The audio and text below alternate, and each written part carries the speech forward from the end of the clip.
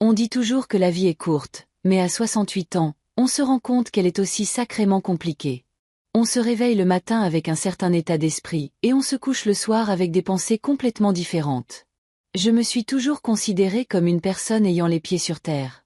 Mais au fil des années, j'ai compris que les plans changent aussi vite que les couleurs des tissus dans mon magasin. Mon Bois Joli n'est pas la ville branchée que l'on voit dans les publicités. C'est un endroit où tout le monde se connaît, où la caissière du supermarché se souvient du type de pain que vous aimez et où les passants vous saluent, même s'ils ne vous ont jamais vu auparavant. Il y a 30 ans, Laurent et moi avons choisi cette ville pour sa médiocrité chaleureuse. C'est un bon endroit pour élever des enfants, vieillir et ne pas avoir peur du changement. Il n'y en a pratiquement pas. Je suis gérante de la boutique Les Tissus d'Élise depuis 25 ans. C'est drôle, il n'y a jamais eu d'Élise. Le propriétaire, Monsieur Garnier, a simplement décidé que Élise sonnait familier. Notre boutique est l'un de ces endroits où les gens viennent non seulement pour faire des achats, mais aussi pour discuter. Combien de fois ai-je vu des femmes fouiller dans les rouleaux de calicot en me parlant de leurs enfants difficiles, de leurs maris infidèles ou du vieillissement de leurs parents. J'écoute toujours et hoche la tête. Au fil des ans, je suis devenue une sorte de psychologue de la ville. Sauf qu'au lieu d'un divan, j'ai un comptoir avec des tissus. Et au lieu d'un diplôme, j'ai des cheveux gris et des rides au coin des yeux. Laurent est mort il y a 4 ans. Il a eu une crise cardiaque dans le garage en changeant l'huile de notre vieille Ford. Nous avons été ensemble pendant 45 ans, et son absence ressemble encore à une douleur fantôme. Parfois, je cuisine encore pour deux ou je me retourne pour lui dire quelque chose. La maison que nous avons achetée il y a 30 ans et que nous avons payée pendant tant d'années semble maintenant trop grande et vide. C'est une maison à 2 étages avec 3 chambres et un jardin où Laurent a planté des pommiers. Il porte encore des fruits. Et je fais de la confiture de pommes que plus personne ne mange aussi vite qu'avant. Laurent et moi avons 2 filles. Pascale, l'aînée, a hérité du pragmatisme et de l'entêtement de son père. Elle a 42 ans et dirige son propre salon de coiffure au centre-ville de Bois Joli. Son mari, Étienne, travaille pour une compagnie d'assurance, et ils ont 2 adolescents, Manon, 16 ans, et Théo, 14 ans. Pascale a toujours su ce qu'elle voulait et s'est donné les moyens de l'obtenir. Même à l'école, elle travaillait à temps partiel en coiffant ses voisins et mettait de l'argent de côté. Elle et Étienne ont acheté une maison avant la naissance de leurs enfants et ne nous ont jamais demandé d'aide, même si nous étions toujours prêts à leur en donner. Et puis il y a Delphine, ma cadette, 38 ans, mais elle en paraît encore 17. Delphine a toujours été une rêveuse. Enfant, elle dessinait des animaux imaginaires. Adolescente, elle se teignait les cheveux de toutes les couleurs de l'arc-en-ciel. Et à l'université, elle a changé de spécialité 3 fois, mais n'a jamais obtenu son diplôme. Maintenant, elle travaille comme vendeuse dans un magasin d'électroménager. Et elle y est depuis plus longtemps que partout ailleurs, presque 2 ans. Elle a été mariée à Grégoire, un programmeur avec un étrange sens de l'humour et une absence totale de compétences domestiques. Ils ont divorcé il y a 3 ans, quand leur fils François avait 7 ans. Grégoire paie une pension alimentaire, mais pas régulièrement, prétextant constamment des problèmes de contrat et de clients. Depuis le divorce, Delphine a déménagé 4 fois. Chaque fois, la raison était différente, des voisins bruyants, un quartier peu pratique, de la moisissure dans la salle de bain. Mais je connais la vraie raison. L'argent. Elle trouve toujours un endroit moins cher que le précédent, et chaque fois, c'est un endroit plus déprimant. Maintenant, elle et François vivent dans un 2 pièces au-dessus d'une laverie automatique. La nuit, les sèche-linges vrombissent. Et pendant la journée, ça sent la lessive. François est un garçon merveilleux. Il a 10 ans, adore lire et construire des maquettes d'avions. Il a les yeux verts comme Delphine et les mêmes cheveux blonds indisciplinés. Il vient chez moi tous les mercredis et samedis après l'école. Nous faisons des sablés ou jardinons ensemble. Parfois, il apporte ses devoirs et nous les faisons ensemble. Delphine vient le chercher tard le soir, souvent directement après le travail, fatiguée et irritable. Et chaque fois que je les regarde s'éloigner dans l'obscurité vers l'arrêt de bus, mon cœur se serre. Jeudi dernier, Delphine est venue chez moi un jour où elle ne venait pas d'habitude. Elle était seule, sans François, et j'ai tout de suite su qu'elle avait besoin d'argent. J'ai reconnu ce regard sur son visage, un mélange de honte, de désespoir et d'espoir mal dissimulé. Nous nous sommes assises dans la cuisine à boire du thé, parlant de la météo, de la croissance de François, de sa nouvelle coupe de cheveux. Finalement, elle en est venue au fait. « Maman, je suis vraiment gênée, mais je suis désespérée. dit-elle en tournant la longue tasse froide entre ses mains. Une canalisation a éclaté dans la buanderie, et notre appartement est inondé. Nous avons dû déménager. J'ai trouvé un nouvel endroit, mais il demande 2 mois de caution plus le premier mois de loyer. Ça fait 3000 €, et je n'ai que 800 €. J'ai soupiré. Il y a 3 mois, j'ai payé les réparations de sa voiture. Il y a 5 mois, je lui ai donné de l'argent pour les factures d'électricité qui s'étaient accumulées pendant l'hiver. Il y avait eu autre chose avant ça. Je n'ai jamais tenu le compte exact de ce que je lui ai donné. C'est ma fille, et ça suffit. Mais ma retraite et mon salaire de gérante dans un petit magasin de tissus ne sont pas des puits sans fond. Delphine, ma chérie, je ne suis pas sûre de pouvoir trouver cette somme en ce moment, commençai-je prudemment. Peut-être que Grégoire pourrait t'aider ? C'est pour le logement de son fils, après tout. Elle secoua la tête, les yeux pleins de larmes. Je l'ai appelé. Il a dit qu'il était entre 2 projets et qu'il n'avait pas d'argent en ce moment. Il a promis d'aider dans 1 mois, mais nous avons besoin d'un logement maintenant.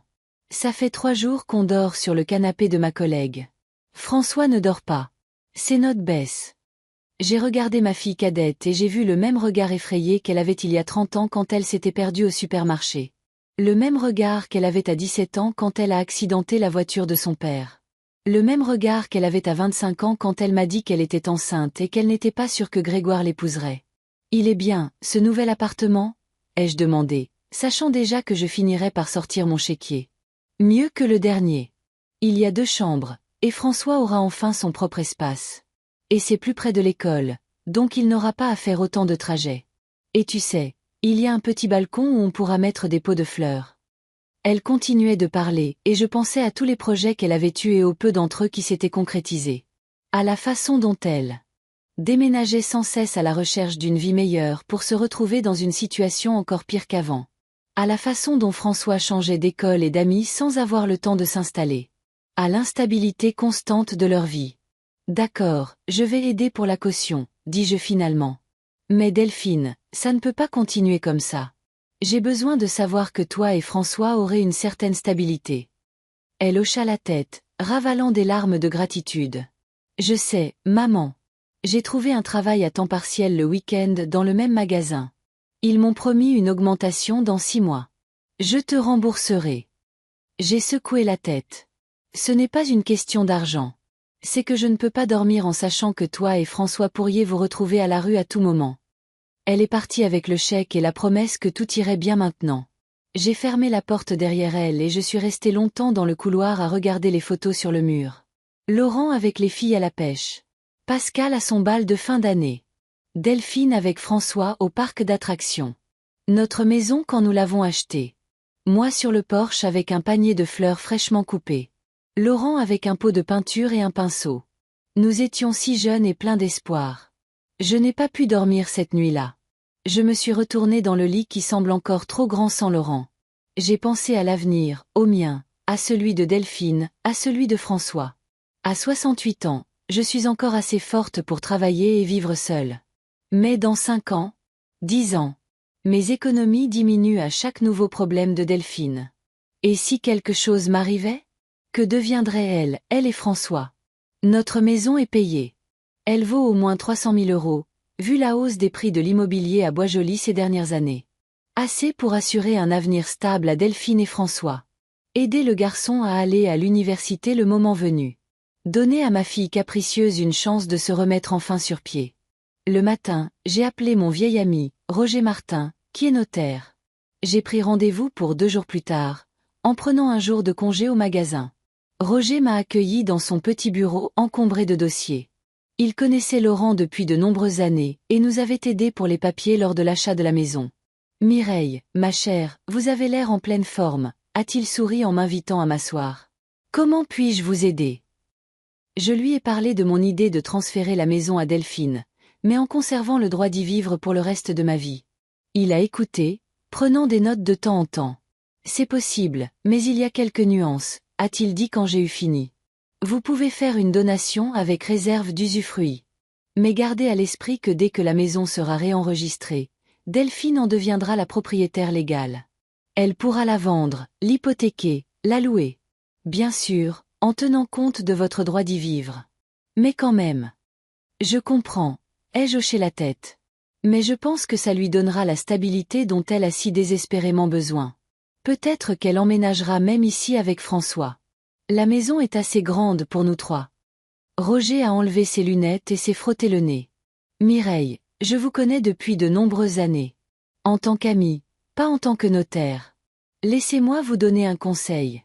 Êtes-vous sûr que Delphine est, disons, assez responsable pour une telle démarche? Peut-être serait-il préférable de lui laisser la maison par testament. Je comprenais ses inquiétudes.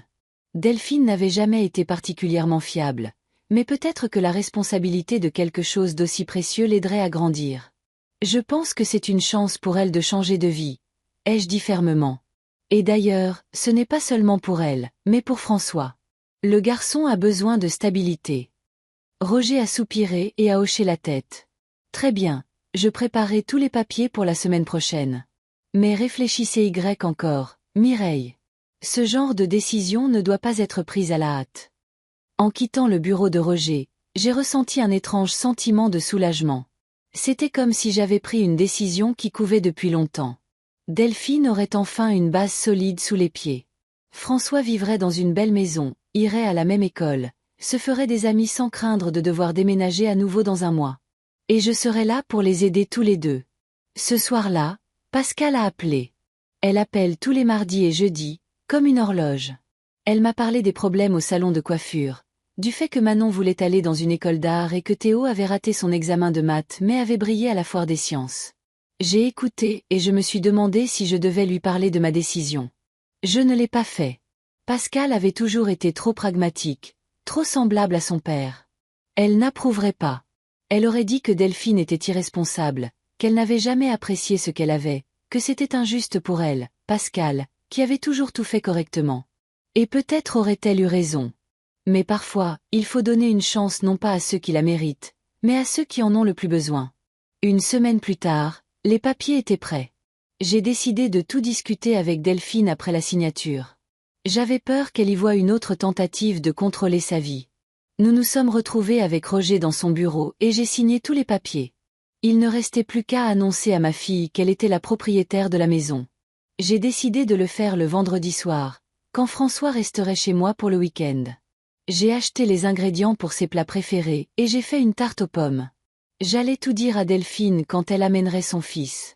J'imaginais à quel point elle serait surprise, comment elle pourrait pleurer de gratitude, comment nous commencerions à planifier leur déménagement, à discuter des meubles à acheter pour la chambre de François.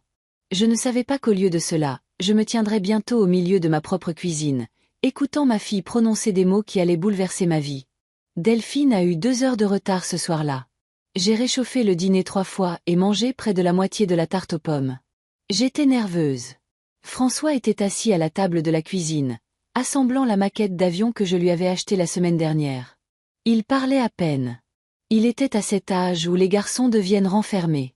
Parfois, je pense qu'à 10 ans, il comprend déjà mieux la vie que sa mère à 38 ans. « Mamie, tu crois que les avions voleront un jour à l'énergie solaire ?» demanda-t-il soudain, sans quitter des yeux un détail microscopique. « Je pense que oui, ai-je répondu. Les gens inventent toujours de nouvelles choses. Quand j'étais petite, il n'y avait pas de téléphone portable ni d'internet. C'est comme vivre dans les temps anciens. » Il hocha sérieusement la tête et je ris. Eh bien, je ne me sens pas si ancienne. Nous vivions simplement différemment. Nous parlions plus en face à face. Nous écrivions des lettres. De vraies lettres, sur du papier. Imagine ça, sa voix semblait vraiment surprise. Et on attendait des semaines pour une réponse.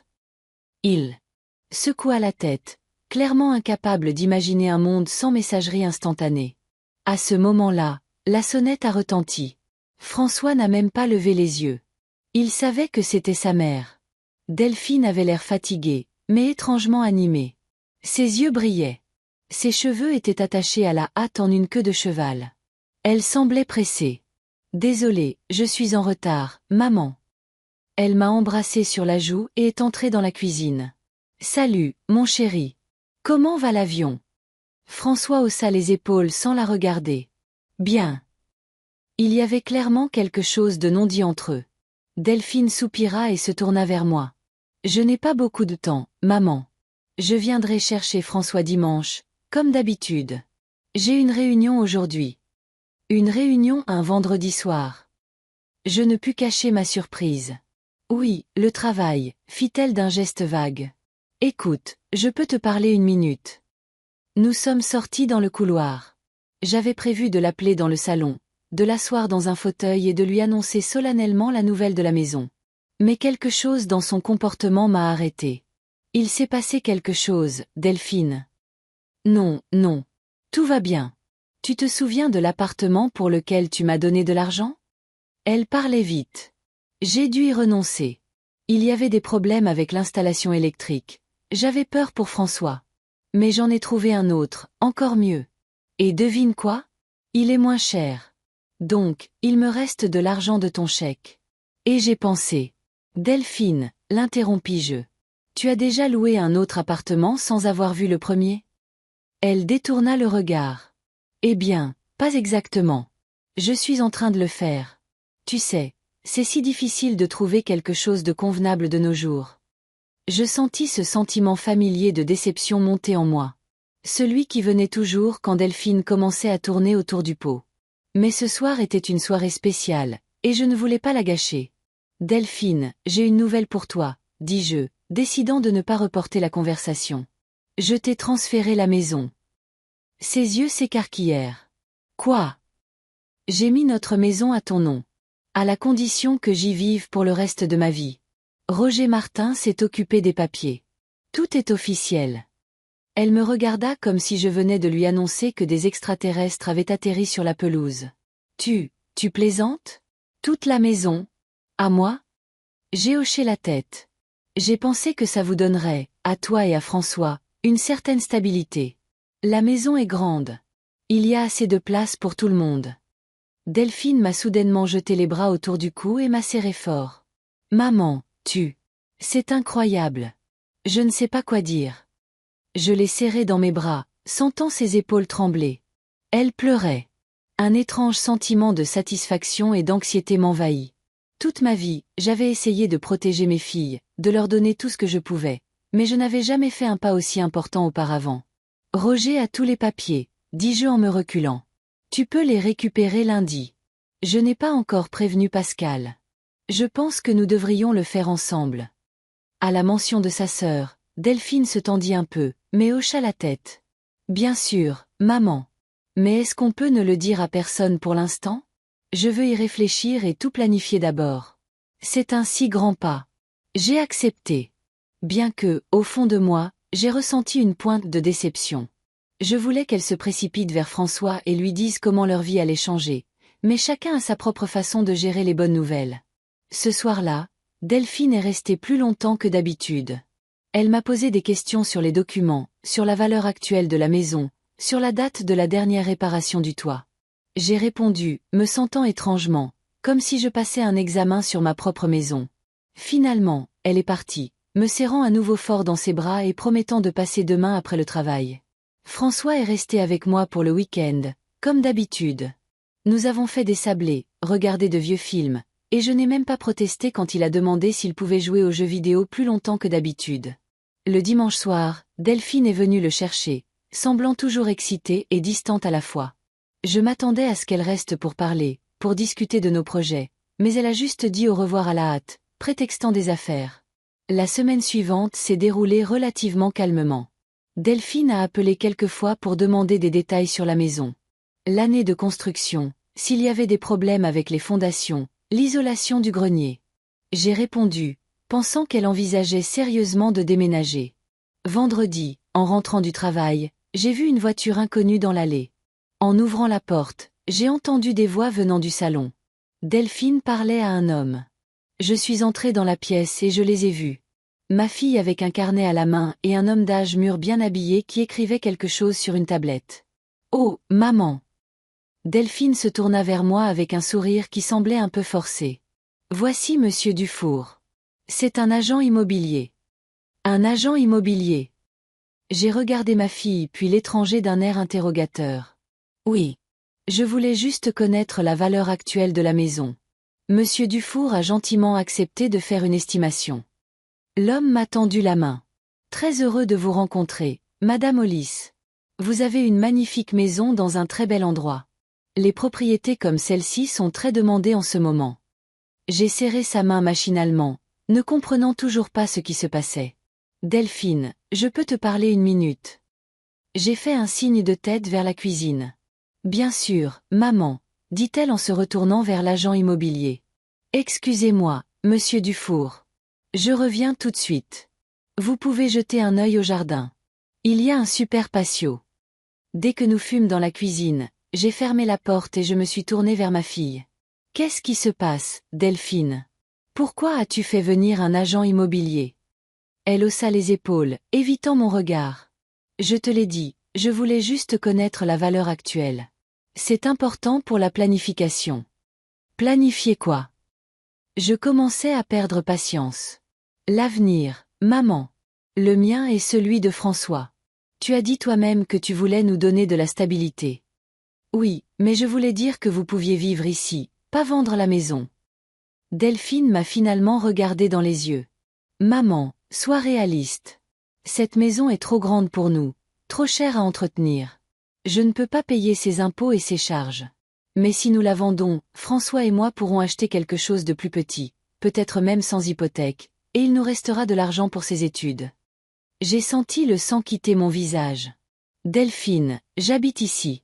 Tu ne peux pas simplement vendre la maison. Je sais, maman, dit-elle doucement, comme si elle expliquait à un enfant. Mais nous pouvons te trouver un bel appartement à proximité. Ne t'inquiète pas, j'ai pensé à tout. J'ai regardé ma fille et je ne l'ai pas reconnue. Où était la femme émotive qui m'avait serré dans ses bras une semaine plus tôt avec? Des larmes de gratitude? Où était passée son insécurité? Devant moi se tenait une personne qui avait déjà planifié mon avenir sans même prendre la peine de me consulter. Je ne vais nulle part, ai-je dit fermement. Nous nous sommes mises d'accord pour que je conserve le droit de vivre ici pour le reste de ma vie. Oui, mais ça ne veut pas dire dans cette maison, répondit Delphine avec impatience. Tu peux avoir ce droit ailleurs. Monsieur Dufour m'a expliqué comment ça marche. J'ai senti quelque chose se briser en moi. Connaissais-je si mal ma propre fille? Ou cette maison, qui était soudainement devenue la sienne, l'avait-elle tant changé? Je vais parler à Roger, ai-je dit. Il ne permettra pas une telle interprétation de notre accord. Maman, soupira Delphine avec cette expression particulière d'exaspération patiente que je me souvenais de son adolescence. La maison est à moi maintenant, légalement. Je peux en faire ce que je veux. Mercredi, en rentrant du travail, il y avait une camionnette avec le logo d'une entreprise de construction devant la maison. En entrant, j'ai entendu du bruit et des voix venant du 2e étage. En montant les escaliers, j'ai trouvé 2 hommes en train d'enlever le papier peint dans la chambre qui avait appartenu à Pascal. « Qu'est-ce que vous faites ?» ai-je demandé, ne reconnaissant pas ma propre voix. Un des ouvriers s'est retourné. « On enlève le papier peint, madame. Mademoiselle Hollis a commandé des rénovations. » « Quelle rénovation ?» J'ai senti la panique monter. « Arrêtez immédiatement. »« Madame, nous avons une commande. » Le papier peint était déjà arraché sur la moitié du mur. « Vous feriez mieux de parler à mademoiselle Hollis. » Je suis descendue et j'ai composé le numéro de ma fille. Elle n'a pas répondu. Finalement, je lui ai envoyé un message. « Pourquoi as-tu envoyé les ouvriers? Arrête ça immédiatement. » La réponse est arrivée 10 minutes plus tard. Les réparations sont nécessaires pour augmenter la valeur de la maison. Ne gêne pas leur travail. Je suis restée au milieu du salon, serrant mon téléphone, sentant mon monde s'effondrer. La maison que j'avais considérée comme la mienne se transformait sous mes yeux en un espace étranger. Delphine est arrivée ce soir-là. Elle n'était pas seule. Elle était avec un homme en costume chair. Je me suis assise dans un fauteuil du salon, regardant par la fenêtre, les lumières éteintes. « Maman !» Delphine alluma la lumière. « Qu'est-ce que tu fais dans le noir? »« Oh, voici monsieur le duc, l'acheteur dont je t'ai parlé. Il voulait revoir la maison. » Je me suis lentement tournée vers eux. L'homme avait l'air un peu gêné, mais Delphine ne semblait pas du tout remarquer le malaise de la situation. « Bonsoir, madame Hollis, » a hoché la tête monsieur le duc. « Vous avez une très belle maison. »« Je sais, » ai-je répondu sèchement. « J'y vis depuis 30 ans. » Maman, la voix de Delphine prit une note d'irritation. On va juste faire le tour de la maison, d'accord? Monsieur le duc veut s'assurer que les rénovations vont dans le bon sens. Les rénovations que tu as commencées sans ma permission dans ma maison, ai-je dit, sans bouger d'un pouce. Dans ma maison, maman, a dit Delphine doucement mais fermement. Légalement, elle m'appartient. Monsieur le duc se balançait d'un pied sur l'autre. Peut-être que je devrais revenir une autre fois. Non, non, c'est bon. Delphine lui prit le bras. Viens, je vais te montrer le 2e étage. Les ouvriers ont déjà commencé à rénover. Ils sont montés et je suis restée assise, me sentant comme un fantôme dans ma propre maison. J'entendais leurs voix discuter du réaménagement, de l'abattage du mur entre 2 chambres, du remplacement de la baignoire par une cabine de douche. Quand ils sont redescendus, j'étais toujours dans le salon. Monsieur le duc a marmonné quelque chose de poli et est parti rapidement. Delphine a fermé la porte derrière lui et s'est tournée vers moi. Maman, tu te comportes comme une enfant. Je comprends que le changement puisse être difficile, mais c'est pour le mieux pour nous tous. Pour le mieux. J'ai failli rire. Tu me mets à la porte de la maison où j'ai vécu la moitié de ma vie. La maison où ton père est mort, où toi et Pascal avez fait vos premiers pas. Et c'est pour le mieux. Ce n'est qu'une maison, maman. Des murs et un toit. Sa voix était impatiente. Monsieur le duc offre un excellent prix. Avec cet argent, François et moi pourrons commencer une nouvelle vie. Et moi? Et ma vie? Je t'ai dit que nous te trouverions un appartement. Un appartement confortable, au rez-de-chaussée, plus près du centre-ville. Tu n'auras pas à marcher autant. Ce sera plus facile pour aller au travail. Je l'ai regardé et je ne l'ai pas reconnu.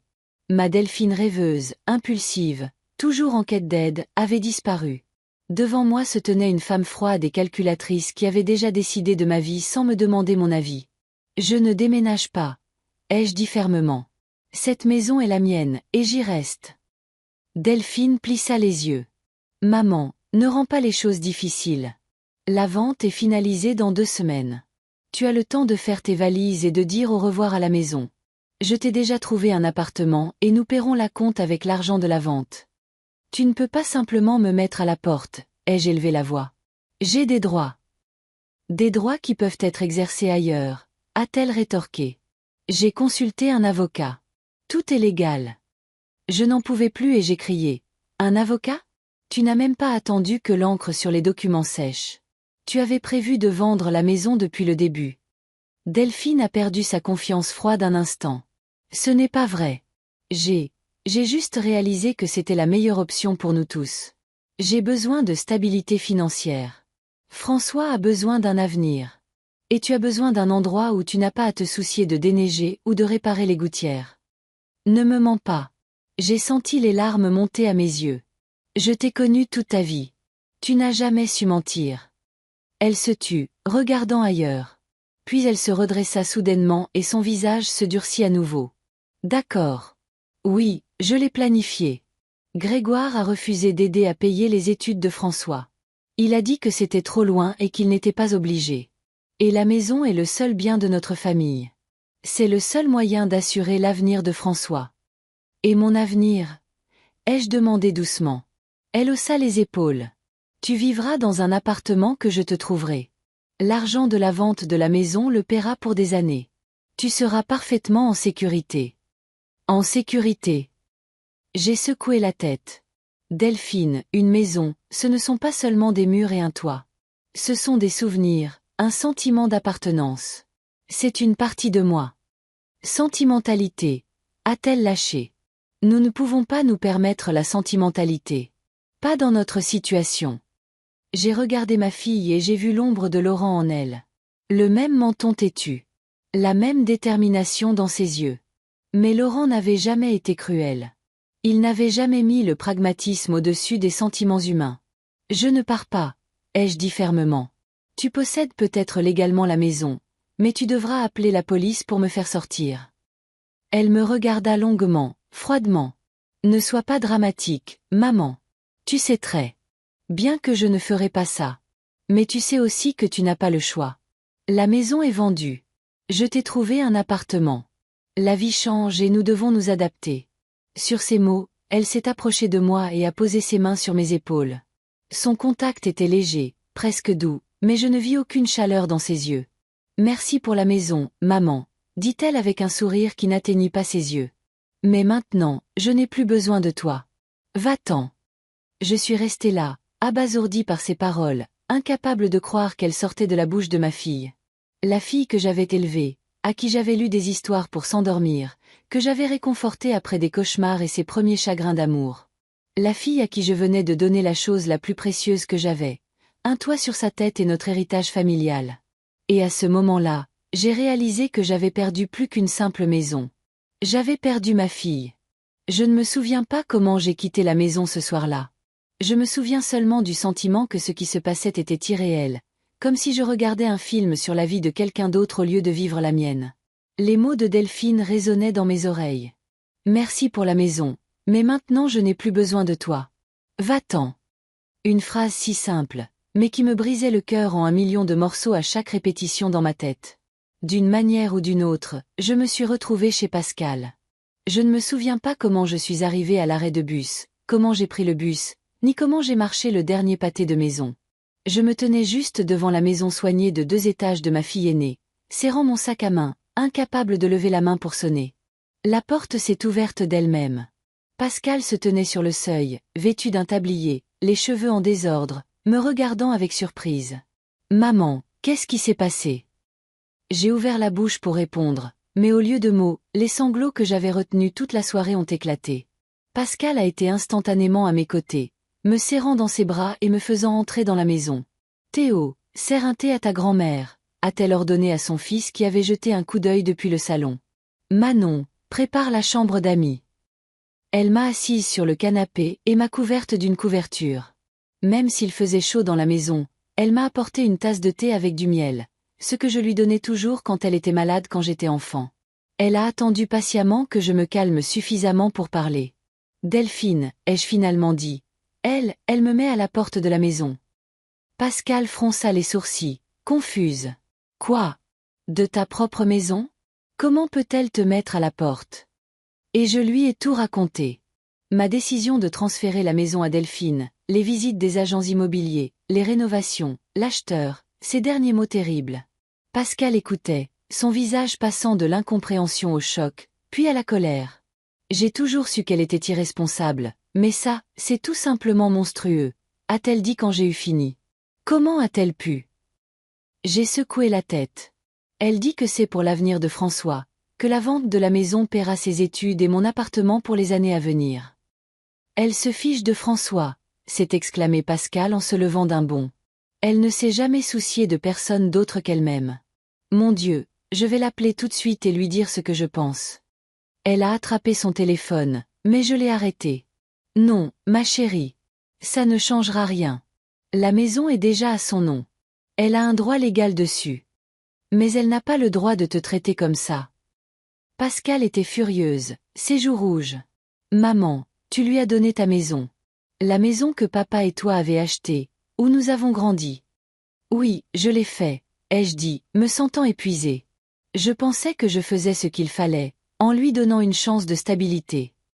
Pascal s'est assise à côté de moi et m'a pris les mains. Tu as toujours voulu que nous soyons heureuses. Tu nous as toujours fait passer en premier. Et Delphine, elle en a profité. Elle en a profité toute sa vie. Je voulais protéger ma fille cadette, lui dire qu'elle était juste confuse, que c'était difficile pour elle d'être seule avec un enfant, mais les mots ne sortaient pas. À ce moment-là, je ne pouvais trouver aucune excuse aux actions de Delphine. « Tu restes ici », a dit fermement Pascal. « Nous avons une chambre d'amis. Ce sera la tienne. Nous trouverons une solution. » Je ne peux pas m'imposer à toi et à Étienne, ai-je protesté faiblement. « Maman. » Pascal me regarda droit dans les yeux. « Tu ne seras jamais une charge. Tu es ma mère. C'est ta maison aussi longtemps que tu le voudras. » Je me suis remise à pleurer, mais cette fois de gratitude. Elle m'a serré dans ses bras et m'a caressé le dos comme si j'étais une petite fille. Et j'ai pensé à quel point la vie était étrange. Maintenant, ma fille me réconfortait comme je l'avais réconfortée autrefois. Étienne est rentré du travail vers 22h. Pascal lui a tout raconté pendant que j'étais sous la douche. Quand je suis sortie, il attendait dans le couloir, grand et sérieux, avec ce froncement de sourcils qui apparaissait toujours quand il était inquiet. « Mireille », a-t-il dit en s'approchant et en me serrant fort dans ses bras. Je suis tellement désolée. S'il te plaît, considère cette maison comme la nôtre. Reste aussi longtemps que tu en auras besoin. J'ai hoché la tête avec gratitude, incapable de parler. À ce moment-là, j'étais submergée de gratitude pour cette partie de ma famille qui ne m'avait pas tourné le dos. Je n'ai pas pu dormir cette nuit-là dans la chambre inconnue. Je suis restée allongée à regarder le plafond, pensant à la rapidité avec laquelle la vie peut s'effondrer. Il y a seulement 2 semaines, j'avais une maison que j'aimais, une fille en qui j'avais confiance et un avenir qui semblait clair. Maintenant, j'étais allongée dans un lit étranger, ayant tout perdu sauf les vêtements que je portais en sortant de la maison. Le lendemain matin, Delphine a appelé. J'ai fixé l'écran du téléphone, n'osant pas répondre. Finalement, rassemblant mon courage, j'ai appuyé sur le bouton vert. « Maman, où es-tu » Sa voix semblait irritée. « Je suis passée, mais tu n'es pas à la maison. »« Ce n'est plus ma maison, Delphine, » ai-je répondu doucement. « Tu l'as très bien fait comprendre hier. »« Maman, ne sois pas dramatique, » a-t-elle soupiré. J'étais sur les nerfs, j'en ai trop dit. Mais le fait est que la maison va être vendue. Monsieur le duc a déjà signé un contrat préliminaire. Et où veux-tu que je vive ? Je t'ai dit que j'avais trouvé un super appartement non loin du centre-ville. C'est un studio, mais assez spacieux, et je paierai le loyer pour 1 an à l'avance. Et après ? Ai-je demandé. Que se passera-t-il dans 1 an ? Il y a eu une pause sur la ligne. Maman, a finalement dit Delphine, réglons les problèmes au fur et à mesure. D'accord ? Pour l'instant, le plus important est de vendre la maison. C'est une chance pour moi et François. Et mes affaires ? Ai-je demandé.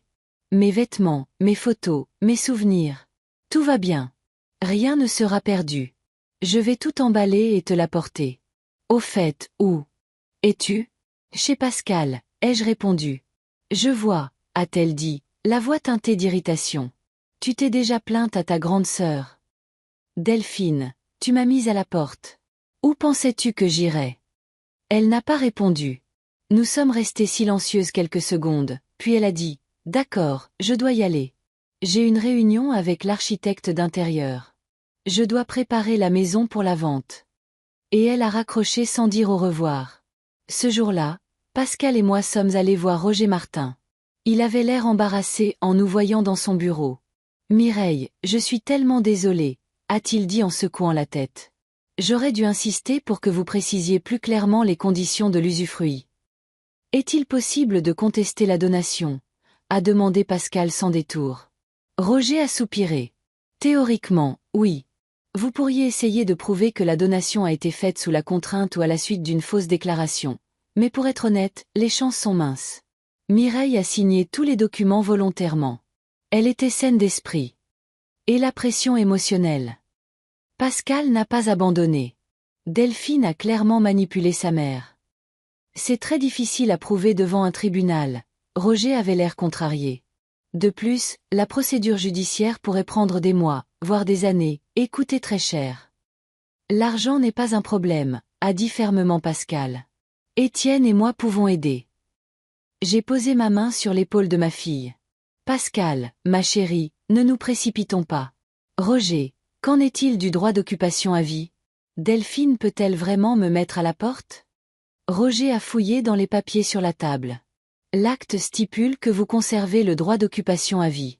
Malheureusement, il ne précise pas l'emplacement exact de cette occupation. Cela donne à Delphine une certaine marge de manœuvre. Donc, elle peut juste me trouver un autre logement et ce sera légal. J'ai senti le désespoir monter en moi. Si le logement répond à certaines normes de confort. Oui, a hoché la tête Roger. Mais elle est obligée de vous fournir un toit. C'est son obligation en vertu du contrat. Donc, elle peut expulser ma mère de sa propre maison qu'elle lui a donnée et ce sera légal. Pascal n'en revenait pas. Malheureusement, oui, a écarté les mains Roger. La loi est du côté du nouveau propriétaire dans ce cas. Nous avons quitté le bureau de Roger, déprimés. La pluie qui avait commencé pendant que nous étions à l'intérieur correspondait à mon humeur. Nous engagerons un autre avocat, a dit fermement Pascal en ouvrant son parapluie. Quelqu'un qui se spécialise dans ce genre d'affaires. J'ai hoché la tête, mais sans grand espoir. Au fond de moi, je savais que la maison était perdue. La seule question était de savoir quoi faire ensuite. Comment ramasser les morceaux de ma vie? Au cours des jours suivants, j'ai essayé de m'installer chez Pascal. Ma fille aînée a fait de son mieux pour que je sois à l'aise. Elle m'a donné une étagère dans la salle de bain, une place dans le placard, et a même réorganisé le dîner familial pour que je puisse les rejoindre après le travail. Étienne, toujours calme et pondéré, m'a proposé de m'aider à trouver un nouveau logement quand je serai prête. Manon et Théo, mes petits-enfants adolescents, ont essayé de me soutenir à leur manière. Manon m'a proposé de m'apprendre à utiliser de nouvelles applications de méditation, et Théo a apporté un vieux fauteuil à bascule de sa chambre, disant que les grands-mères étaient censées s'y asseoir. Je leur étais reconnaissante à tous, mais je ne pouvais pas me défaire du sentiment d'être sans abri. Chaque matin au réveil, j'oubliais momentanément où j'étais et je m'attendais à voir les fissures familières du plafond de ma chambre et à entendre le craquement du parquet dans les escaliers. Au lieu de cela, j'étais accueillie par la surface parfaitement lisse du plafond de la chambre d'amis et les bruits étouffés de la vie de famille derrière la porte. Le 3e jour, je suis retournée à la maison pour récupérer mes affaires. Delphine avait promis de les emballer, mais je ne pouvais pas attendre. J'avais besoin de mes vêtements, de mes photos.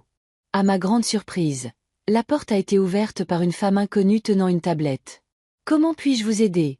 a-t-elle demandé en me regardant de haut en bas. « C'est ma maison », ai-je balbutié. « Je veux dire, je suis Mireille Hollis. Je suis venue chercher mes affaires. »« Oh, Madame Hollis. » La femme a souri. « Delphine nous a prévenu que vous pourriez passer. Entrez. Je suis Véronique, l'architecte d'intérieur. J'aide à préparer la maison pour la vente. » Je suis entrée dans le hall et je suis restée figée de choc. La maison, ma maison, était méconnaissable. Les murs du salon, autrefois beige avec des accents verts, des couleurs que Laurent et moi avions choisies ensemble, étaient maintenant peints d'une nuance de gris indéfinissable. Les meubles avaient été réarrangés. Beaucoup de choses avaient disparu, et à leur place se trouvaient des objets modernes et anguleux. Qu'est-ce qui s'est passé? Je pouvais à peine reconnaître mon salon. « Oh, nous ne faisons que commencer », a répondu Véronique avec enthousiasme. Les tons neutres et le design minimaliste sont ce qui attire les acheteurs aujourd'hui. Ils veulent voir du potentiel. Pas la vie de quelqu'un. La vie de quelqu'un. Ma vie. La vie que Laurent et moi avions construite entre ces murs pendant 30 ans. La vie qui était maintenant dépouillée couche par couche comme du vieux papier peint. « Où sont mes affaires ?» ai-je demandé, sentant ma voix trembler. « Oh, Delphine a emballé la plupart de vos effets personnels. » Véronique a montré les boîtes empilées dans le coin de la salle à manger. Elle a dit qu'elle les récupérerait et vous les apporterait plus tard. Je me suis approchée des boîtes. Il n'y en avait que 5. 5 boîtes en carton de taille moyenne. Toute ma vie emballée comme de la marchandise dans un entrepôt. C'est tout. Je n'en revenais pas. Et le reste? Les meubles, les livres, la vaisselle.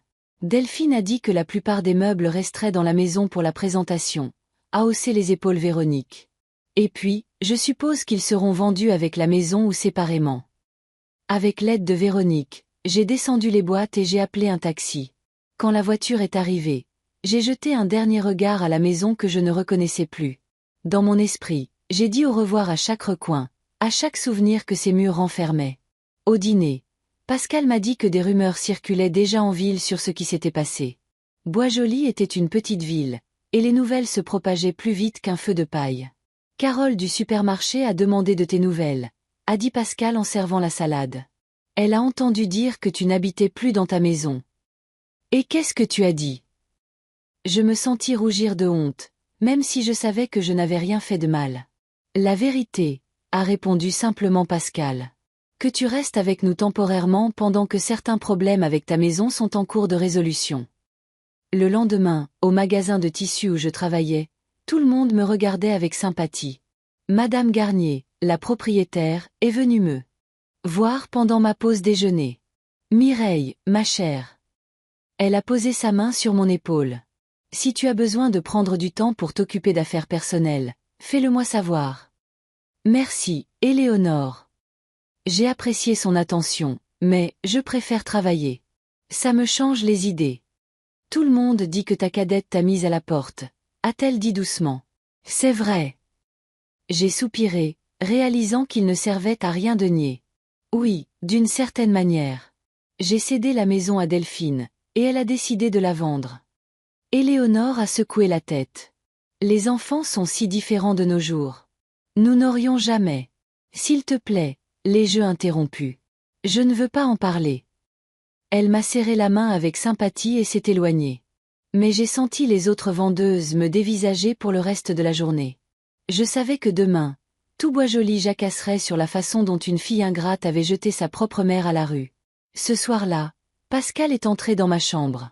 Elle s'est assise sur le bord du lit, tripotant une enveloppe.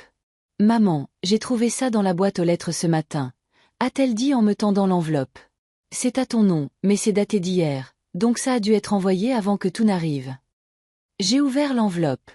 À l'intérieur se trouvait une invitation au dîner de charité annuel de la ville.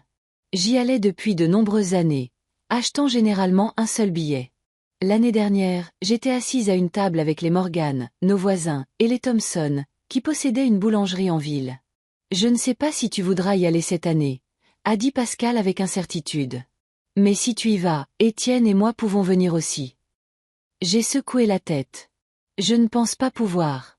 Tout le monde posera des questions. Discutera. Maman. Pascal m'a pris la main. Tu n'as rien à te reprocher. C'est Delphine qui devrait se cacher, pas toi. À ce moment-là, mon téléphone a sonné. C'était Monsieur Leroy, le directeur de l'école de François. Madame Hollis. Sa voix semblait inquiète. Je suis désolée de vous déranger, mais je n'arrive pas à joindre votre fille, Delphine. Et vous êtes inscrite comme contact d'urgence pour François. Il y a un problème avec François ? J'ai été immédiatement alarmée. Non, non, il va bien. Mais il refuse de rentrer à la maison. Il dit qu'il veut être avec vous. Nous avons essayé de contacter sa mère, mais elle ne répond pas. J'arrive tout de suite, ai-je dit en sautant du lit. Pascal m'a conduite à l'école. François était assis sur un banc à l'entrée, serrant son sac à dos. Quand il m'a vu, son visage s'est illuminé et il a couru vers moi. « Mamie » m'a-t-il serré dans ses bras. « Je ne veux pas rentrer à la maison. Je peux vivre avec toi ?» Je lui ai caressé les cheveux, ne sachant que dire. « Mon chéri, qu'est-ce qui s'est passé? Pourquoi ne veux-tu pas rentrer à la maison? Maman a dit à tout le monde que tu déménageais parce que c'est mieux pour toi, a-t-il dit, sans me regarder. Mais je l'ai entendu parler au téléphone avec Monsieur le Duc. Elle a dit qu'elle lui vendait notre maison. Ta maison, mamie. Et que tu allais devoir vivre dans un appartement quelconque. J'ai soupiré. Les enfants remarquent toujours plus de choses que nous ne le pensons. François, c'est une situation compliquée d'adulte. Ta mère fait ce qu'elle pense être le mieux pour vous deux. Non. Il a secoué la tête obstinément. Elle t'a menti. Papy a toujours dit qu'il ne faut pas mentir aux gens qu'on aime. Je l'ai serré plus fort, sentant les larmes monter à ma gorge. Ramenons-toi à la maison, ai-je dit doucement. Ta mère doit être inquiète. Elle n'est pas à la maison, a marmonné François. Elle est à une réunion avec un designer. Elle a dit qu'elle rentrerait tard. Juste à ce moment-là, la voiture de Delphine s'est arrêtée. Elle a sauté sans éteindre le moteur et s'est précipitée vers nous. François, elle avait l'air inquiète. Qu'est-ce qui se passe? L'école a appelé. Je ne veux pas rentrer à la maison, a dit fermement François. Je veux vivre avec ma grand-mère. Delphine m'a lancé un regard accusateur. Qu'est-ce que tu lui as dit? Rien. J'ai secoué la tête. Je viens d'arriver. Monsieur Leroy m'a appelé parce qu'il n'arrivait pas à te joindre. Delphine s'est mordu la lèvre, puis s'est tournée vers son fils d'un ton plus doux. François, mon chéri, nous devons rentrer à la maison. Nous avons beaucoup à faire. Nous déménageons bientôt dans une nouvelle maison, tu te souviens? Je t'en ai parlé. Tu auras ta propre grande chambre. Je ne veux pas déménager dans une nouvelle maison, a-t-il répété obstinément. Je veux rester dans notre maison avec mamie. Delphine m'a jeté un autre regard, cette fois presque suppliant. François. Je me suis accroupie devant mon petit-fils. Écoute-moi. Tu vas rentrer à la maison avec ta mère maintenant, et je te promets que nous nous verrons aussi souvent qu'avant. Peut-être même plus souvent. D'accord? Il a hoché la tête à contre-cœur, toujours boudeur, mais moins têtu. Tu promets? Je promets. Je l'ai embrassé sur le front. Et tu sais, je tiens toujours mes promesses. François est monté dans la voiture de Delphine sans même regarder sa mère. Elle se tenait à côté de moi, se balançant maladroitement d'un pied sur l'autre. « Merci, » a-t-elle dit doucement. « Je ne l'ai pas fait pour toi, » ai-je répondu. « Je l'ai fait pour lui. Il a besoin de stabilité, Delphine. Essaie de ne pas gâcher sa vie avec tes décisions aussi. » Elle a tressailli comme si elle avait été giflée, mais n'a rien dit. Elle est montée dans sa voiture et est partie sans se retourner. Quand Pascal et moi sommes rentrés à la maison, un appel de Roger Martin nous attendait. « Mireille », sa voix semblait fatiguée. « Je viens de parler avec Delphine. Elle a signé tous les papiers. La transaction sera conclue dans 3 jours.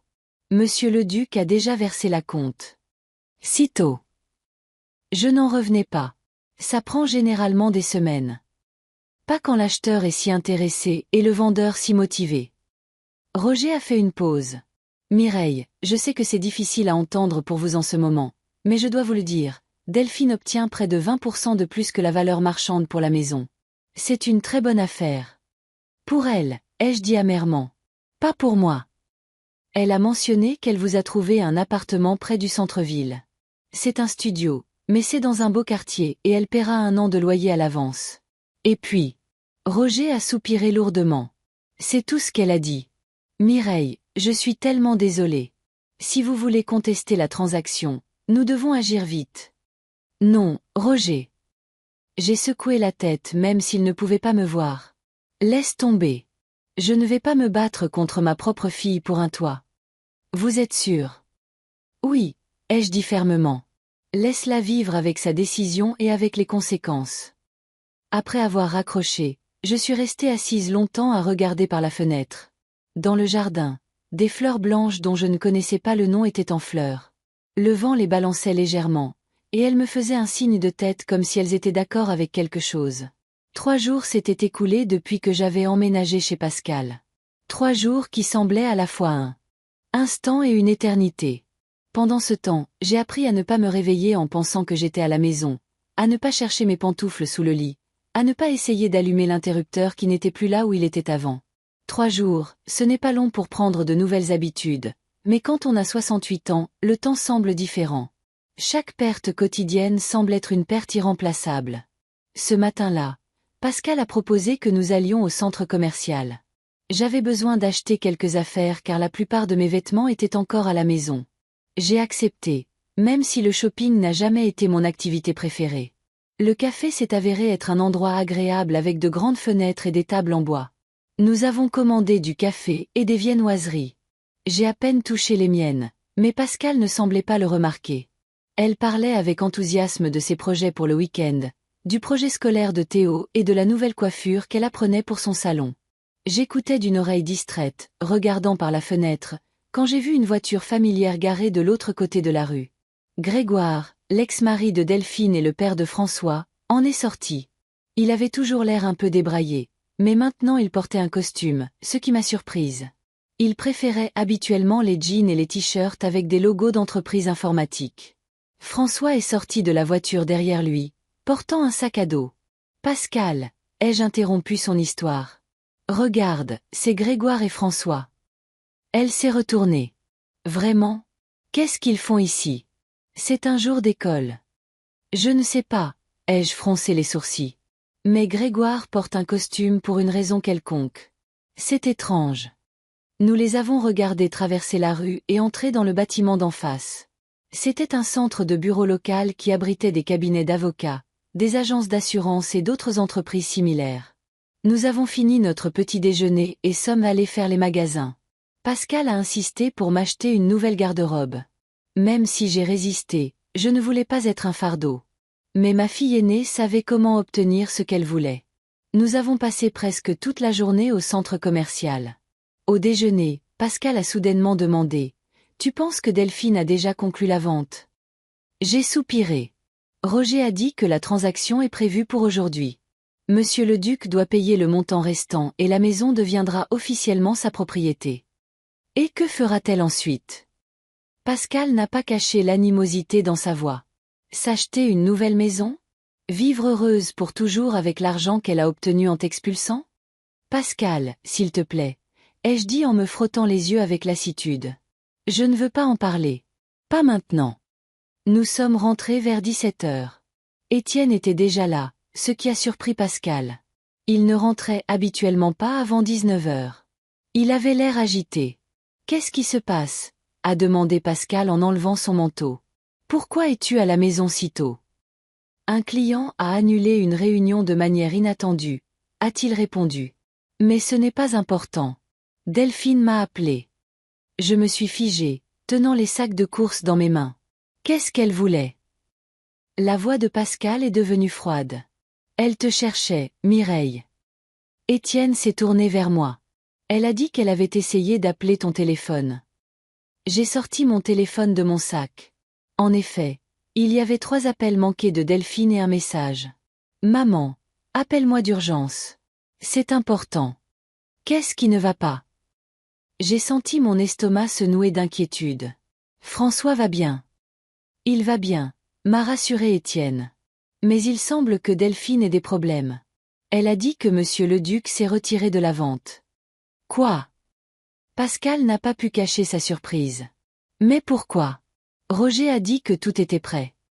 Delphine n'est pas entrée dans les détails, mais d'après ce que j'ai compris, monsieur le duc a appris l'expulsion de la mère âgée et a décidé qu'il ne voulait pas avoir affaire à ce genre de maison. Ou du moins, c'est ce qu'elle m'a dit. Je me suis lentement affalée sur une chaise, ne sachant que ressentir. Le soulagement que la maison ne soit pas vendue, l'inquiétude pour ma fille, qui comptait sans aucun doute sur cet argent, ou une étrange satisfaction, presque malveillante, que la justice ait en quelque sorte prévalu. Elle t'a demandé de la rappeler dès que possible, a ajouté Étienne. J'ai hoché la tête, mais je ne me suis pas précipitée pour prendre mon téléphone. Une partie de moi voulait contacter ma fille immédiatement, connaître les détails, peut-être même offrir mon aide. Mais une autre partie, celle qui souffrait encore de sa trahison, résistait. À ce moment-là, le téléphone a sonné à nouveau. L'écran s'est allumé avec le nom de Delphine. J'ai pris une profonde inspiration et j'ai répondu. Maman. Sa voix semblait tendue. Enfin. J'ai essayé de te joindre toute la journée. J'étais avec Pascal au centre commercial, ai-je répondu calmement. Qu'est-ce qui s'est passé, Delphine? Il s'est retiré de la vente, a-t-elle lâché. Monsieur le duc. Il est juste venu aujourd'hui et a dit qu'il avait changé d'avis. Il a rendu la compte et est parti. Pourquoi? Ai-je demandé, même si je connaissais déjà la réponse. Elle a hésité. Il a dit qu'il avait appris comment j'avais obtenu la maison, qu'il ne voulait pas avoir affaire à ce genre de propriété. Quelque chose à propos du karma et de l'énergie de la maison. Complètement absurde. Je suis restée silencieuse, ne sachant que dire. Maman, je ne sais pas quoi faire, a-t-elle dit désespérément. J'ai déjà versé un acompte pour un nouvel appartement et commandé des meubles. Je comptais sur cet argent. Trouve un autre acheteur, ai-je suggéré. J'ai essayé, a presque crié Delphine. J'ai appelé 2 autres agents immobiliers, mais il semble que l'histoire se soit déjà répandue en ville.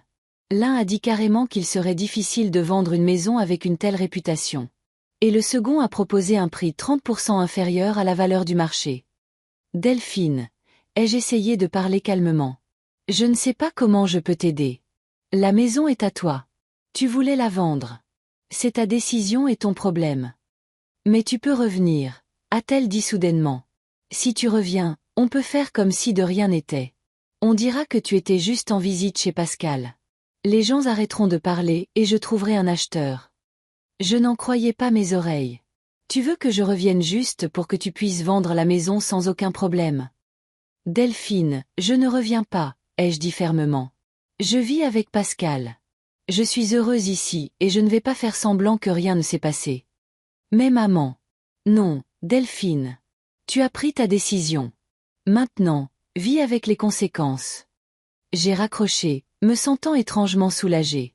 Pour la première fois depuis longtemps, je ne me suis pas précipitée pour résoudre les problèmes de ma fille. Je n'ai pas sacrifié mes intérêts pour son bien-être.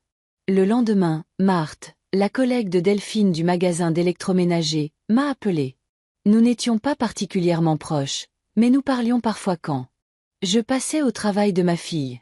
Mireille, bonjour, a-t-elle dit doucement, comme si elle avait peur d'être entendue. Je suis désolée de vous déranger, mais je pensais que vous devriez savoir. Qu'est-ce qui ne va pas, Marthe? Ai-je demandé, Tendu. Delphine est venue au travail aujourd'hui et tout le monde. Eh bien, vous savez, tout le monde agit un peu bizarrement avec elle. Quelqu'un leur a dit que vous l'aviez mise à la porte de votre maison et maintenant beaucoup d'employés. Ils l'évitent? Ai-je deviné? Oui. Marthe a soupiré. Vous savez, Mireille, Boisjoli est une petite ville. Les gens ici n'approuvent pas ce genre de comportement. Beaucoup d'entre nous s'occupent aussi de parents âgés et ce que Delphine a fait. Je comprends. Les jeux interrompus. Mais Marthe, Delphine est toujours ma fille. Je ne veux pas qu'on la traite mal à cause de ce qui s'est passé entre nous. Personne ne la traite mal, s'est empressé de m'assurer Marthe. C'est juste que les gens sont déçus. Elle a toujours semblé si gentille et maintenant. Elle s'est tue, ne sachant comment continuer. Merci de me l'avoir dit, ai-je dit, décidant de mettre fin à cette conversation désagréable. J'apprécie votre sollicitude. François a appelé ce soir-là. C'était inattendu. Il ne m'appelait généralement pas lui-même. Nous parlions quand je venais lui rendre visite ou quand Delphine l'amenait. Mamie. Sa voix semblait incertaine. Tu es occupée? J'ai toujours du temps pour toi, mon chéri. J'ai souri même s'il ne pouvait pas le voir. Comment vas-tu? Bien. Il a fait une pause. Mamie, je voulais te demander, est-ce que je peux venir te voir le week-end ou même juste pour la nuit? Tu me manques. Bien sûr, mon chéri. J'étais touchée. Tu me manques aussi. Mais tu dois d'abord demander à ta mère. Je l'ai fait, a-t-il dit, la voix un peu abattue. Elle a dit que ce n'était pas le bon moment. Elle est très occupée. Je comprends, ai-je dit prudemment. Ta mère a beaucoup de choses à faire en ce moment. Elle est toujours au téléphone et se dispute, a poursuivi François. Et hier soir, elle pleurait dans sa chambre. Elle pensait que je ne l'entendais pas, mais je l'ai entendu. François, mon chéri, ai-je essayé de paraître calme. Les adultes traversent parfois des moments difficiles. Ta mère traverse l'un de ces moments en ce moment, mais elle t'aime et tout ira bien. Je sais ce qu'elle a fait, a-t-il dit soudainement. Jimmy de ma classe a dit que sa mère lui avait dit que ma mère t'avait mise à la porte de ta maison. C'est vrai. C'est une situation compliquée, François. J'ai finalement dit, les adultes prennent parfois des décisions qui semblent justes à l'époque. Ta mère pensait qu'elle faisait ce qu'il y avait de mieux pour vous deux. Mais ce n'est pas bien, a-t-il dit obstinément. Mettre quelqu'un à la porte de sa maison n'est pas bien, surtout si c'est ta mère. François, ai-je soupiré. Je ne veux pas que tu penses du mal de ta mère à cause de ça. Elle est toujours ta mère et elle t'aime plus que tout au monde. Je ne veux pas lui parler, sa voix tremblait. Je lui ai dit que je voulais vivre avec papa. Et tu sais quoi? Papa a dit qu'il était prêt à me prendre. Il a déjà parlé à un avocat. J'ai eu le souffle coupé. François, c'est une décision très sérieuse. Es-tu sûr de vouloir emménager avec ton père? Oui, a-t-il dit fermement. Papa ne ferait jamais ce que maman a fait. Il dit qu'elle a toujours été égoïste, mais il n'aurait jamais pensé qu'elle te ferait ça. J'ai fermé les yeux, sentant une vague d'épuisement et de tristesse m'envahir. Je ne voulais pas que ma famille s'effondre comme ça, que mon petit-fils s'éloigne de sa mère à cause de ce qui s'était passé entre nous. François, écoute-moi, ai-je dit, essayant de paraître confiante. Ta mère traverse une période difficile en ce moment. Elle a besoin de ton soutien, pas de ton jugement. S'il te plaît, ne prends pas de décision hâtive. Le lendemain, Pascal m'a appris une nouvelle qu'elle avait entendue d'une de ses clientes qui travaillait dans une banque. Tu peux y croire? Delphine a essayé d'obtenir un prêt sur la maison, a-t-elle dit en me coiffant. Betty dit qu'ils l'ont refusé. Pourquoi? Ai-je froncé les sourcils. La maison est payée. Elle vaut beaucoup. Ce n'est pas une question de valeur de la maison. Pascal a rencontré mon regard dans le miroir. C'est une question de réputation. Les banques n'aiment pas prendre de risques. Et l'histoire de sa mère expulsée de sa maison fait de Delphine une cliente peu fiable à leurs yeux. Je ferme les yeux, sentant l'anxiété monter en moi. Pas pour moi, mais pour Delphine.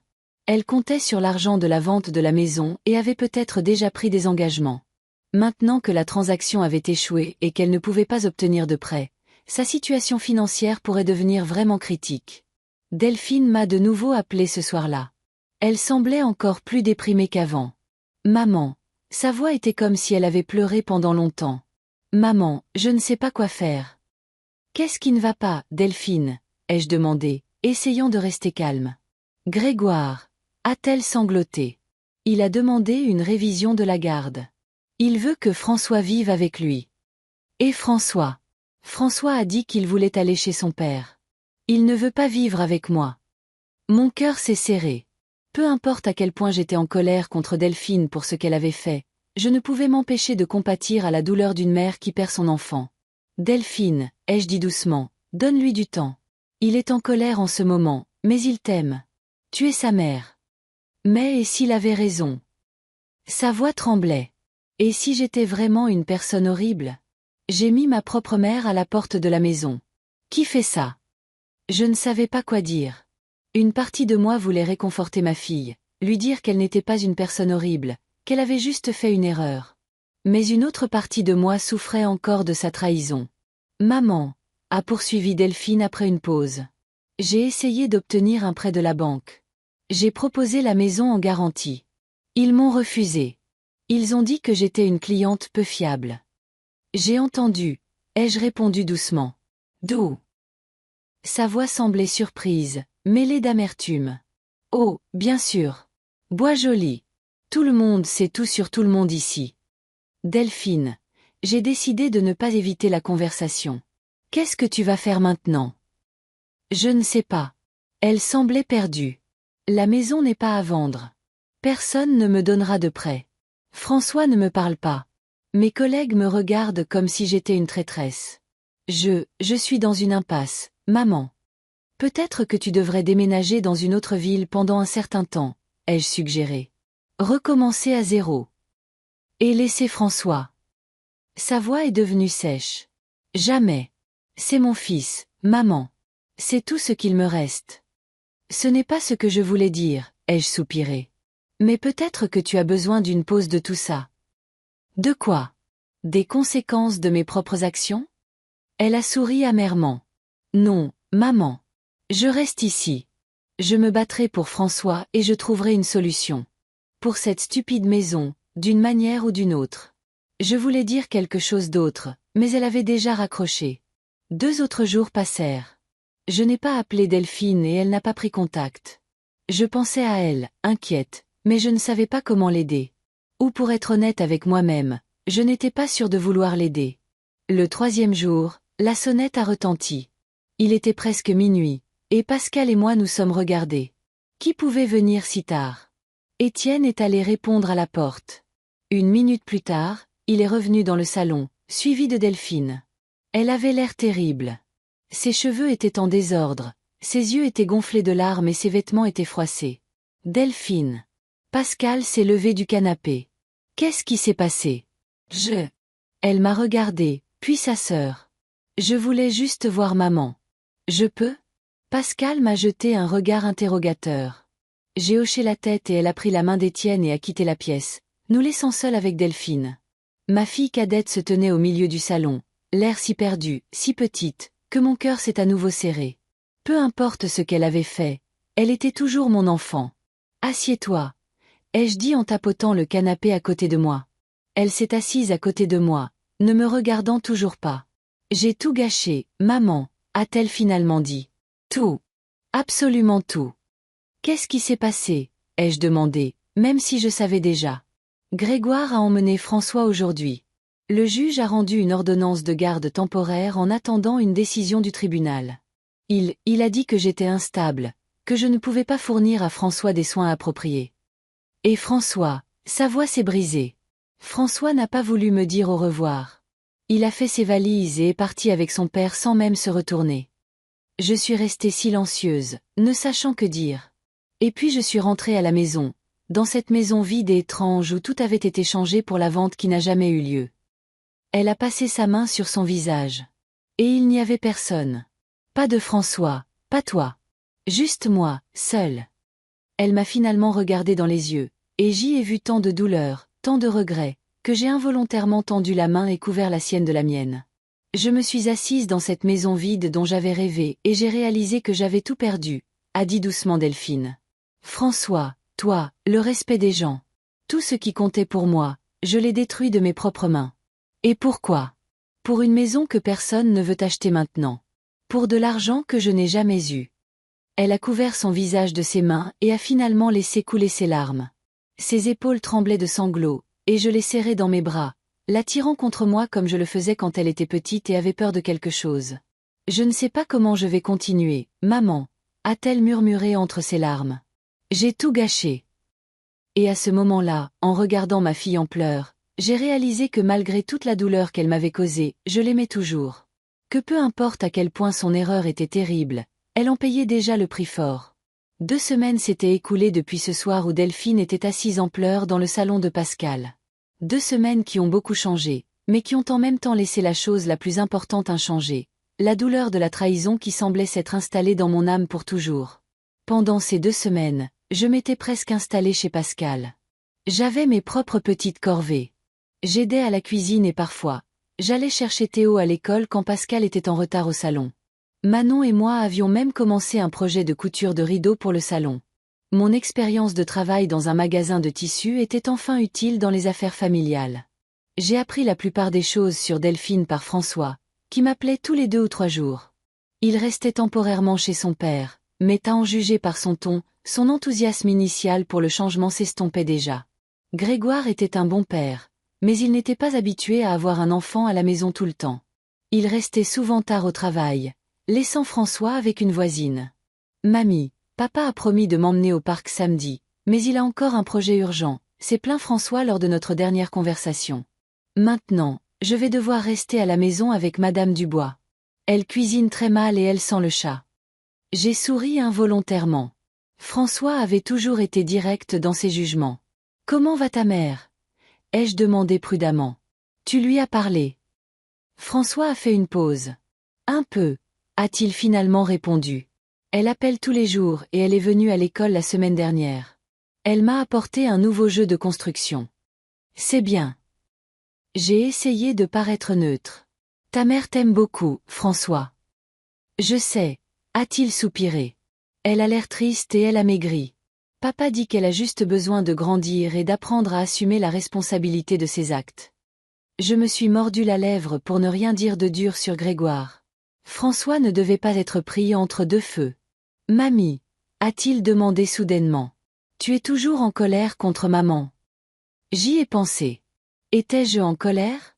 La colère qui m'avait consumée après la trahison de Delphine s'apaisait progressivement, laissant place à une tristesse lasse. Non, mon chéri, ai-je finalement répondu. Je ne suis pas en colère.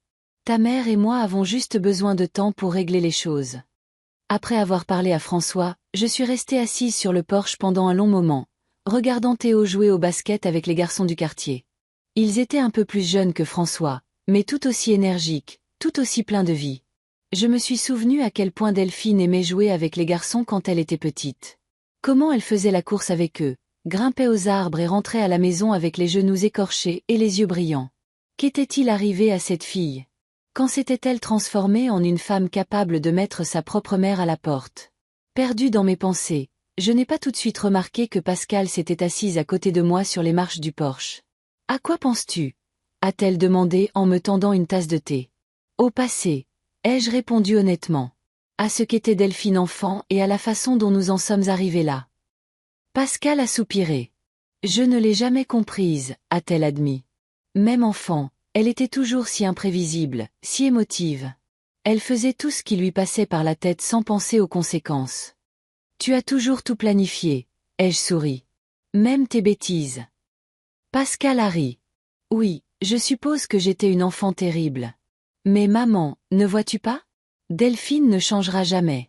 Elle prendra toujours des décisions impulsives et s'attendra ensuite à ce que quelqu'un d'autre, généralement toi, répare les conséquences. J'y ai pensé. Pascal avait raison. Delphine agissait souvent de manière impulsive. Mais les enfants ne font-ils pas des erreurs? N'est-ce pas le travail des parents de les aider, de les soutenir même lorsqu'ils dérapent? C'est ma fille. Pascal, ai-je dit doucement. Tout comme toi. Et je vous aime toutes les deux, quelles que soient vos erreurs. Pascal a secoué la tête. Tu as toujours été trop douce avec elle, a-t-elle dit, une note d'accusation dans la voix. Tu lui as toujours plus pardonné qu'à moi. Ce n'est pas vrai, ai-je protesté. Je ne vous ai jamais traité différemment. Peut-être que tu ne le pensais pas, a dit obstinément Pascal. Mais c'était le cas. Quand j'avais un 14 au lieu d'un 18, tu étais déçu. Et quand Delphine a abandonné ses études, tu as dit, eh bien, ce n'est pas sa voie. Je voulais argumenter, mais j'ai soudain réalisé que Pascal avait raison. J'avais des exigences différentes envers mes filles. J'attendais la perfection de Pascal parce que je savais qu'elle en était capable. Et je pardonnais beaucoup à Delphine parce que... Pourquoi? Parce que je pensais qu'elle était plus fragile, moins capable de gérer la vie. Le bruit d'une voiture s'arrêtant a interrompu notre conversation. Pascal s'est tendu, fixant le véhicule qui approchait. « C'est Delphine », a-t-elle dit, la voix froide. La voiture s'est arrêtée devant notre maison. Delphine est sortie, regardant autour d'elle avec incertitude. Elle tenait un sac. Elle avait l'air hagarde et pâle.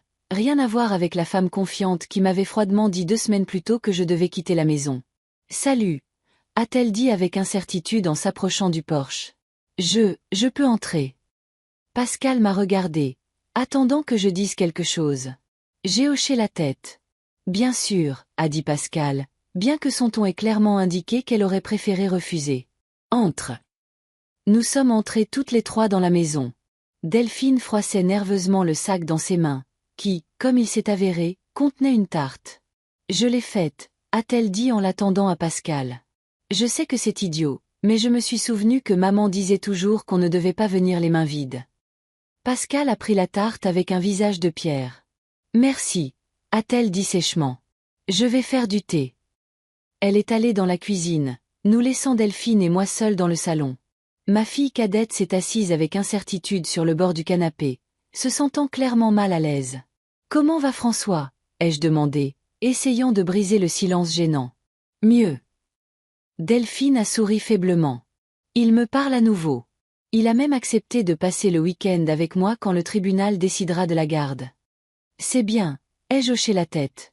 François t'aime, Delphine. Il a juste besoin de temps. Je sais, elle a baissé les yeux. Maman, je suis venue pour parler de ce qui s'est passé. De ce que j'ai fait. À ce moment-là, Pascal est revenu avec un plateau de tasses de thé.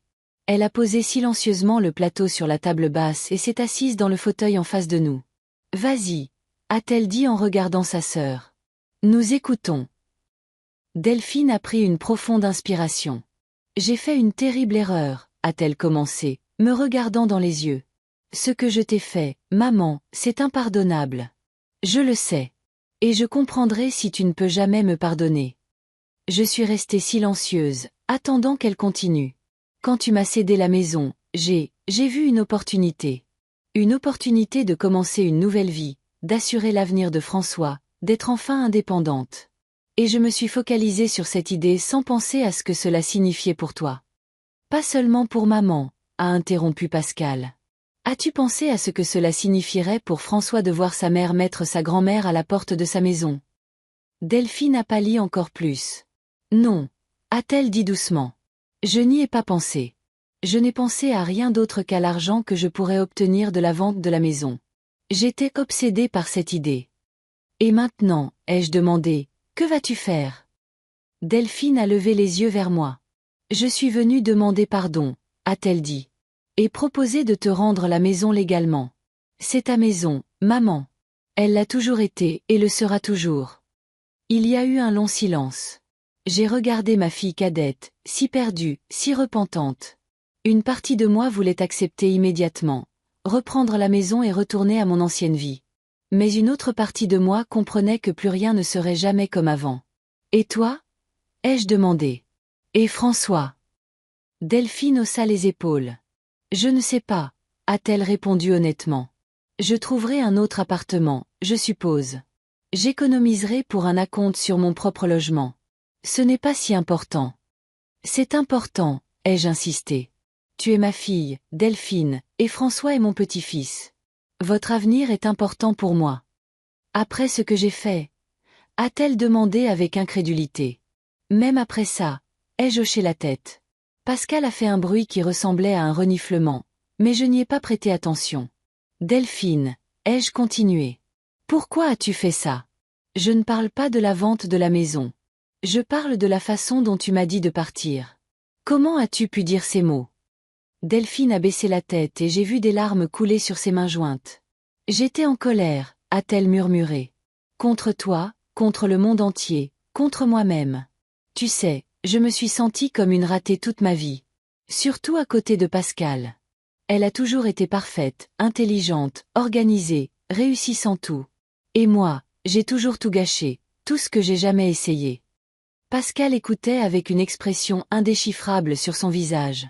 Et quand tu m'as cédé la maison, au début j'étais si reconnaissante, a poursuivi Delphine. Mais ensuite j'ai commencé à penser que tu ne l'avais pas fait parce que tu croyais en moi, mais parce que tu avais pitié de moi. Parce que tu penses que je suis incapable de faire quoi que ce soit sans ton aide. Ce n'est pas vrai, ai-je dit doucement. Peut-être, haussa les épaules Delphine. Mais je l'ai cru. Et cette pensée me rongeait. Et puis l'opportunité de vendre la maison s'est présentée. D'obtenir l'argent, de prouver que je pouvais subvenir à mes besoins et à ceux de François, d'être indépendante. En expulsant ta propre mère. Pascal n'a pas pu s'empêcher de demander. Je ne le voyais pas comme ça. Delphine a regardé sa sœur. Je me suis convaincue que ce serait mieux pour tout le monde. Que maman serait plus heureuse dans un appartement où elle n'aurait pas à déneiger ou à réparer un toit qui fuit. Que François aurait une meilleure éducation.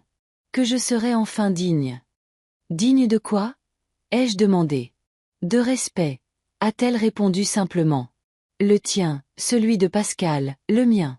Je suis si fatiguée d'être une déception constante. J'ai senti quelque chose se serrer dans ma poitrine. Avais-je vraiment fait en sorte que ma fille se sente ainsi? Mon inquiétude, mon soutien, avait-il été perçu par elle comme un rappel constant de son inadéquation? Delphine, je lui ai pris la main. Je ne t'ai jamais considérée comme une déception. Jamais. Vraiment. Elle a levé les yeux vers moi, les yeux rougis. Et toi, Pascal? Tu as toujours pensé que j'étais irresponsable et peu fiable, n'est-ce pas? Pascal a hésité. Elle a bafouillé.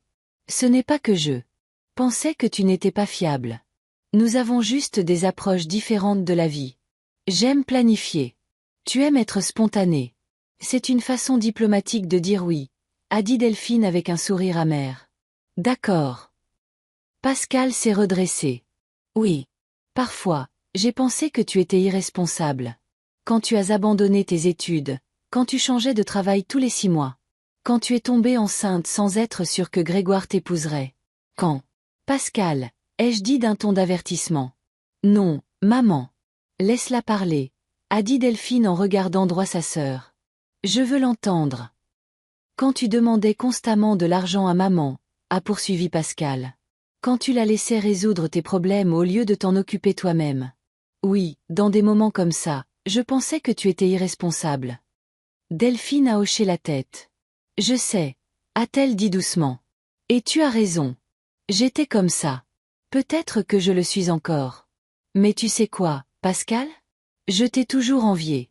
Ta confiance, ta capacité à tout maîtriser, tout ce qui me manquait. Pascal avait l'air surprise. Tu m'as envié. Bien sûr, a souri faiblement Delphine. Tu as toujours été la grande sœur parfaite, la première de la classe, la meilleure en tout. Comment ne pas être jalouse? Pascal est restée silencieuse, réfléchissant clairement à ce qu'elle avait entendu. Mais ça n'excuse pas ce que j'ai fait, a poursuivi Delphine en se tournant vers moi. Rien ne l'excuse.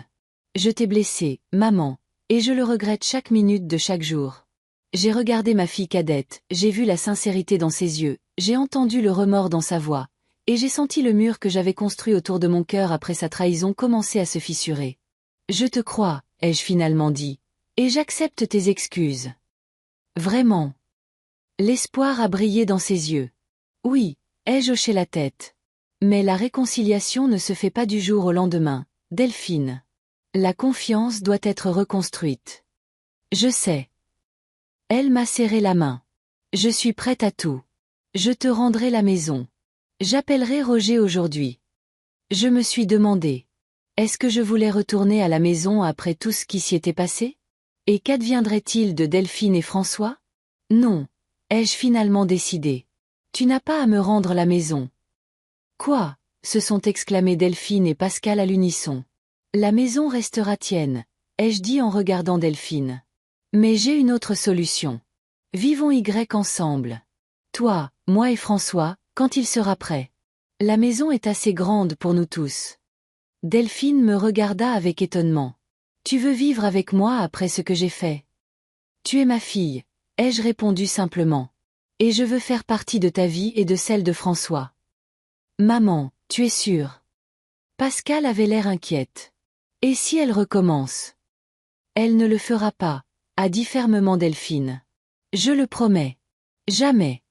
Pascal avait toujours l'air peu convaincu, mais elle n'a rien dit. Alors c'est réglé, ai-je souri. Je rentrerai à la maison et nous essaierons de recommencer à zéro. Delphine a souri avec incertitude en réponse. Merci, maman, a-t-elle murmuré. Tu me donnes plus que ce que je mérite. Peut-être, ai-je convenu. Mais c'est ça, l'amour, n'est-ce pas? Donner plus qu'il ne le mérite. Pascal nous a regardés avec une expression compliquée sur son visage, un mélange d'incrédulité, d'inquiétude et peut-être d'une petite lueur d'espoir.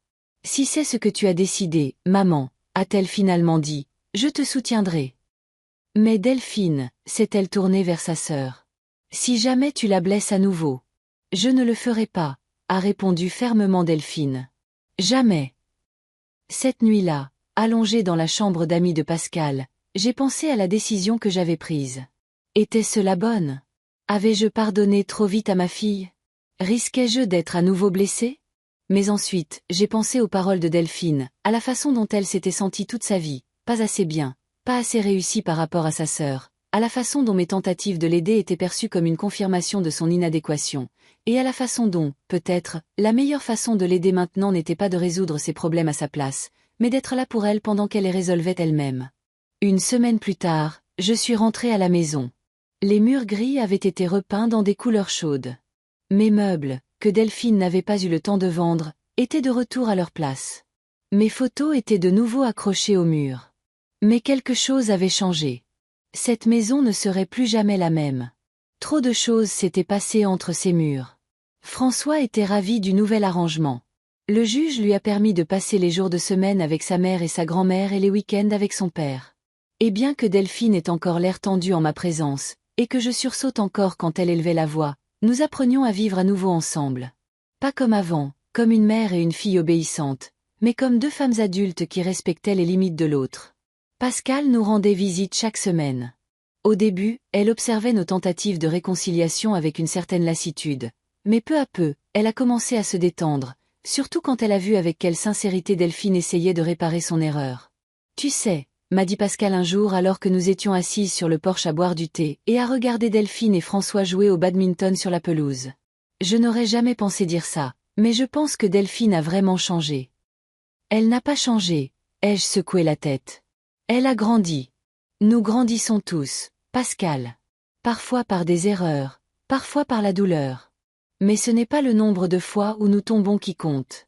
C'est que nous trouvons la force de nous relever et de continuer. Pascal a regardé sa sœur d'un air pensif. Peut-être que tu as raison, a-t-elle finalement dit. Peut-être que j'ai toujours été trop dure avec elle. Peut-être que je n'ai pas été assez dure, ai-je souri. Peut-être que, comme d'habitude, la vérité se situe quelque part entre les deux. Nous nous sommes assises dans un silence confortable, profitant de la chaude soirée et des rires venant de la pelouse. Je ne savais pas ce que l'avenir nous réserverait. Je ne savais pas combien de hauts et de bas nous attendaient encore sur ce chemin de la reconstruction de la confiance. Mais à ce moment-là, en regardant mes filles et mon petit-fils, j'ai ressenti une chose. L'espoir. L'espoir que malgré toutes les erreurs et les blessures, l'amour était encore plus fort que tout. La maison qui avait été une source de discorde pouvait maintenant devenir un lieu de réconciliation. Pas parfaite, pas instantanée, mais réelle, avec des difficultés, des doutes, des retours occasionnels de méfiance, mais aussi avec la possibilité de tout recommencer. Cette fois, plus sage, plus tolérante et plus gentille les unes envers les autres. Et c'est peut-être là le vrai sens du pardon, non pas dans l'oubli des griefs passés, mais dans la volonté, malgré eux, de construire un nouvel avenir ensemble.